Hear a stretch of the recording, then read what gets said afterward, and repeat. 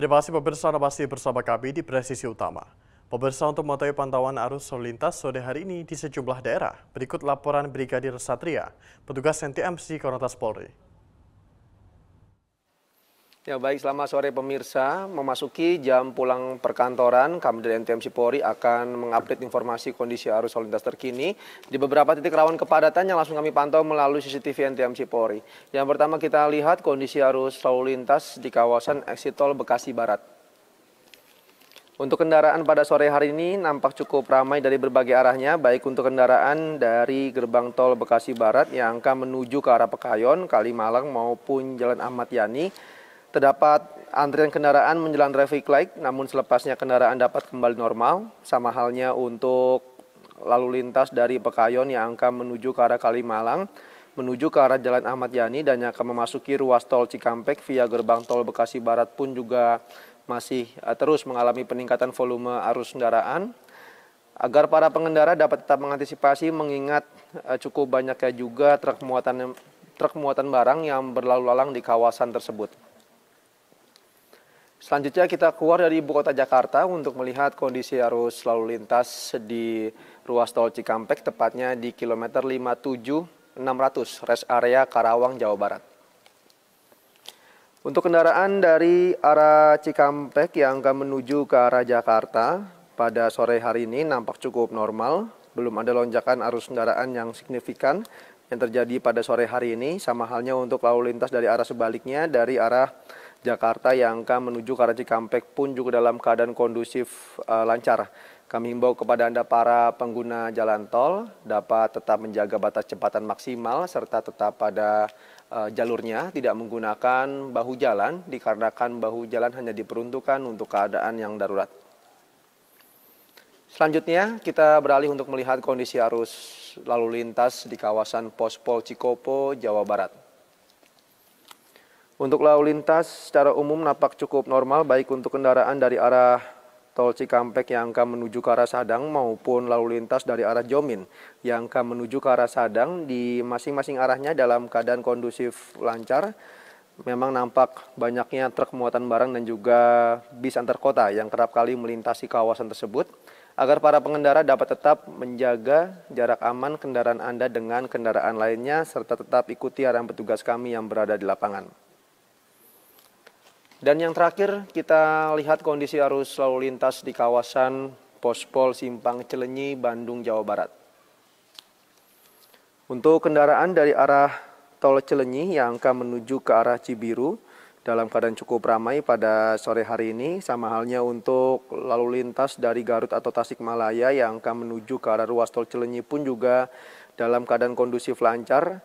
Nampak adanya perlambatan kecepatan namun terjadi dikarenakan adanya angkutan umum yang berhenti di sisi jalan agar para pengendara dapat tetap menjaga batas kecepatan maksimal kendaraan Anda. Sementara untuk lalu lintas dari Jatinangor yang akan menuju ke arah ruas tol Cilenyi nampak cukup normal pada sore ini.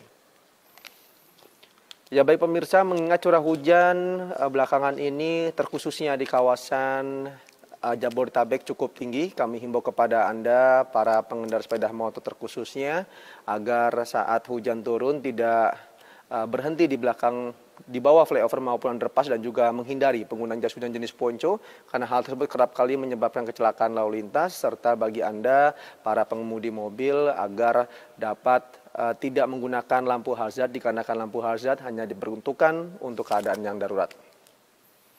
Untuk informasi selengkapnya, silakan hubungi call center kami di nomor 15669 dan juga melalui SMS Center di 9119. Stop pelanggaran, stop kecelakaan, keselamatan milik kita bersama. Demikian informasi dapat disampaikan langsung dari studio NTMC Polri. Semoga bermanfaat, selamat beraktivitas, dan salam presisi. Pemirsa, Kapolresta Cilacap Kombes Polisi Budi Adibuwono turun langsung memimpin pengabadan event musik Laskar Jiwa yang digelar di Stadion Wijaya Kusuma, Kecamatan Cilacap Utara pada Sabtu 25 Oktober 2025. Pengabadan kegiatan diawali dengan apel pengamanan sebagai bentuk evaluasi dan arahan terhadap personil yang bertugas. Pengamanan konser Laskar Jiwa kali ini melibatkan 360 personel gabungan dari berbagai satuan fungsi Polresta dan Polsek jajaran. Dalam arahannya, Kapolresta menegaskan pentingnya profesionalisme, kedisiplinan, serta tanggung jawab seluruh personel dalam menjalankan tugas pengamanan.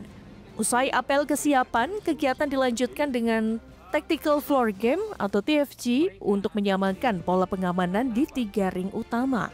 Selama konser berlangsung, situasi di area Stadion Wijaya Kusuma terpantau aman, tertib, dan kondusif tanpa ada gangguan.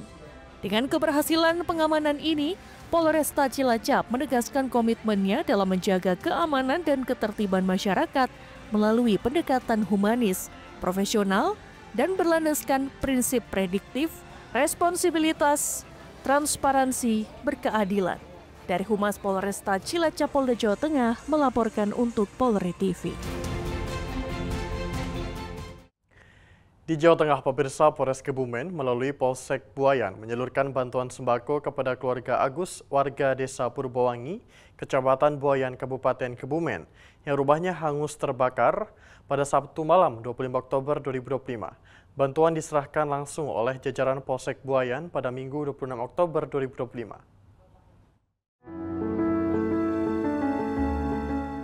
Bantuan tersebut berupa paket sembako dan kebutuhan lain. Penyerahan bantuan dilakukan oleh PLT Kapolsek Buayan Ibda Agus Sukawan yang didampingi oleh KSPK 2 Aibtu Harwoko, Kanit Intelkam Aibtu Supriyadi, Babin Kamtipmas Bribka Sukirno serta perangkat desa dan ketua RT setempat.